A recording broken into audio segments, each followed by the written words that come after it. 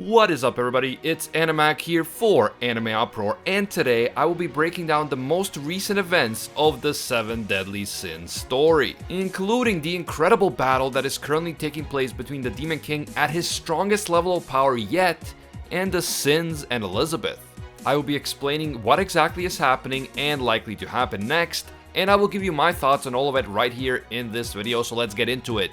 If you enjoyed the 7 Deadly Sins content on this channel and you'd like to see more, please leave a like to let me know. And if you're new to AnimeUproar, don't forget to subscribe and hit that notification bell. I just want to give a real quick thank you to all of our AnimeUproar patrons. I will talk about them in greater detail at the end of the video, but we now have over 30 patrons. Thank you guys so much, you make all of this possible. Please be advised that this video is looking at the latest developments in the 7 Deadly Sins story, so manga spoilers are coming up.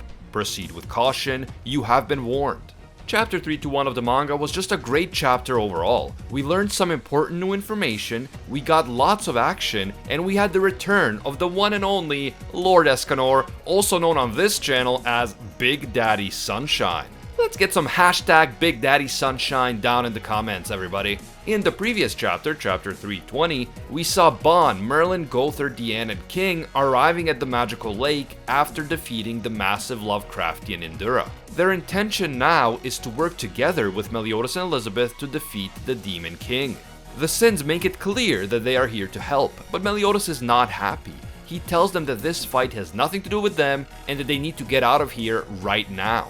Judging from Meliodas' behavior in these last several chapters, it is clear that he doesn't want the Sins involved in this fight because he is seriously concerned that they might be hurt or even killed by the Demon King. He doesn't want his best friends or anyone else to have to suffer because of him and his father.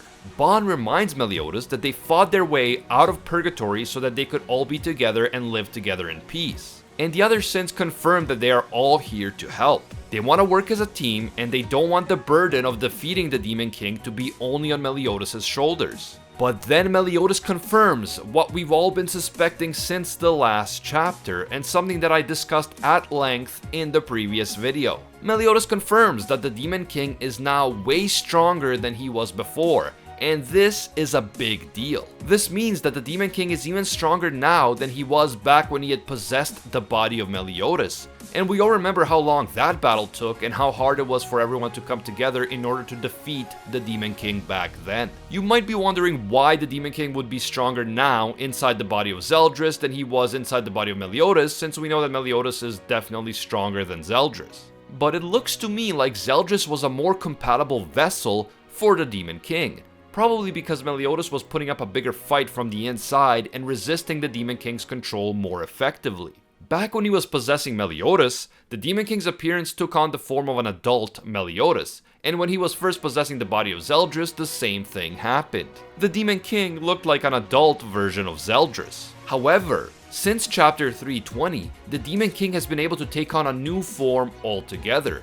Even though he is still inside the body of Zeldris, he no longer looks like an adult version of Zeldris. Instead, he now looks the same way that he himself used to look when he was younger. He transcended Zeldris as his vessel and has been able to attain a completely new level of power. A level of power that he possessed at the very prime of his life. Naturally, this will present a bigger challenge for the Sins than back when the Demon King had control of Meliodas' body, because we now know that his control over Meliodas had been incomplete and he had been unable to unlock his full potential while using Meliodas as a vessel. At this point, Merlin reminds Meliodas that she already tricked the gods once and that killing a god sounds like a good follow-up act, so she definitely wants to be a part of the battle against the Demon King. This is just like a one line, but it's quite interesting. Merlin is probably saying this just to reassure Meliodas so he stops worrying about them being there. But I wonder if the fact that Merlin brought up the time that she tricked the gods means that we are going to learn more about what actually happened between her and the Demon King and the Supreme Deity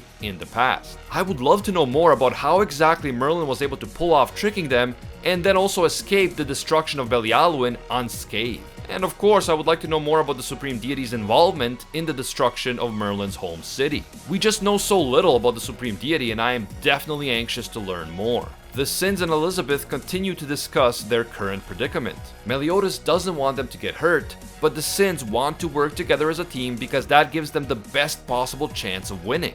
Meanwhile, the Demon King isn't messing around. He uses his immense power and somehow resuscitates the different components of the Endura and sends them all flying at the Sins. Merlin is able to teleport the attack back at the Demon King, but the Demon King activates the Ruler, and so the attack doesn't hurt him. Elizabeth tries to use her power called Invigorate in order to have the Ruler backfire on the Demon King, because any move that is intended to heal or make him stronger will hurt him since the Ruler reverses the effect of each attack. But as Bond points out, the Demon King is able to switch the Ruler off when he needs to, and he does exactly that. But that's when the teamwork kicks in, because as soon as the Demon King deactivates the Ruler, Merlin hits him with an offensive attack. The Demon King is not amused with this at all, and Merlin tries to take advantage of the moment in order to get Gowther to infiltrate the Demon King's soul and help Zeldris break free from the Demon King's control. But this won't be so easy. The Demon King uses his giant sword to deal with all incoming attacks, and even though Gowther tries to get Meliodas into the Demon King's soul while the others are keeping him busy, the Demon King is able to repel all the attacks. Infiltrating the Demon King's soul will not be so easy this time around, and even if they are successful, that means that the rest of the Sins and Elizabeth are going to have to hold off the Demon King and protect the bodies of Gowther and Meliodas on the outside, while the two of them are looking for Zeldris on the inside. Needless to say, trying to resist the current power of the Demon King without direct help from Meliodas seems like a virtually impossible task at this point.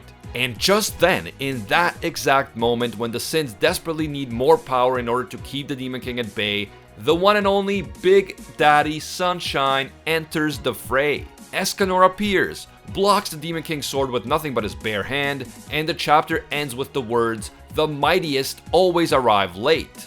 And of course, the glorious mustached face of Escanor stares back at us from the final page. I had a feeling that now that Escanor has Sunshine once again, he will play a major role in this fight, and that is exactly how things are shaping up. At this point, the Demon King seems to be too powerful for the Sins to keep at bay for long enough on the outside so that Meliodas can look for Zeldris' consciousness on the inside. They will need a miracle and a ton of teamwork to make this happen, but Escanor with Sunshine, and especially Escanor in his The One form, is probably the best hope they have.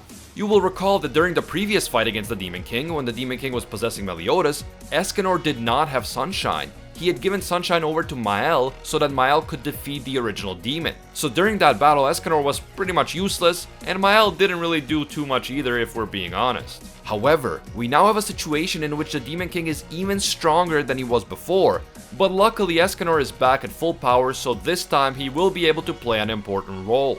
I expect that Escanor might even unlock another level of power because of how high the stakes are and how badly he wants to protect all of his friends. But with that said, we also have to remember what Mael said to Escanor before giving Sunshine back to him. Escanor's human body is already at its limit, and exerting himself too much using Sunshine could literally kill him. Escanor has shown multiple times that he is willing to sacrifice his life for his friends, so it is very possible that Escanor may push himself too far in this battle and put his own life in serious danger.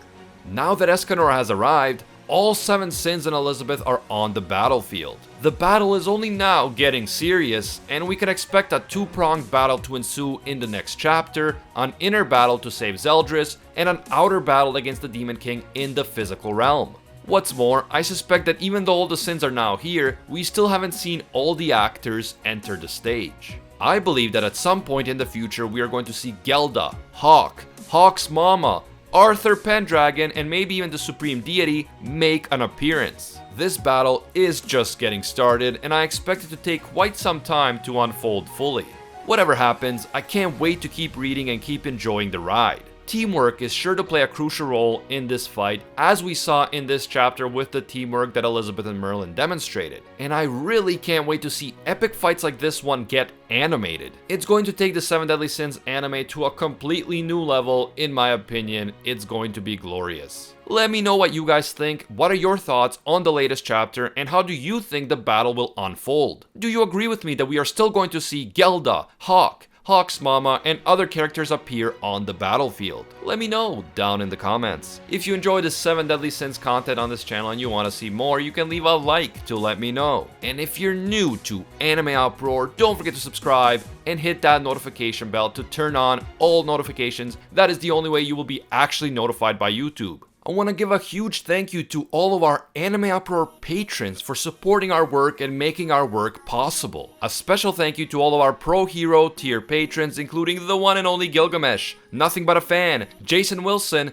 King Zeldris, and Angel Cruz. Another massive thank you to our The One tier patrons, the ones who stand above all other clans, including Baby Ray, Ace, Ingrata, Alolanadam, Maddie Mac, Makotakun, and Keelan. And finally, at the very pinnacle of interdimensional greatness, a tier reserved only for legends. A massive thank you to Reagan Harrison and Lord Escanor, disciples of Lord Twigo himself. If you feel that our content provides value for you and you want to support more, be sure to check out our Patreon, link in the description. Even a single dollar will give you access to our patron-exclusive Discord, and your name will appear in our videos along with these amazing people. As always, thank you guys so much for watching, and until next time, see ya, Space Cowboys.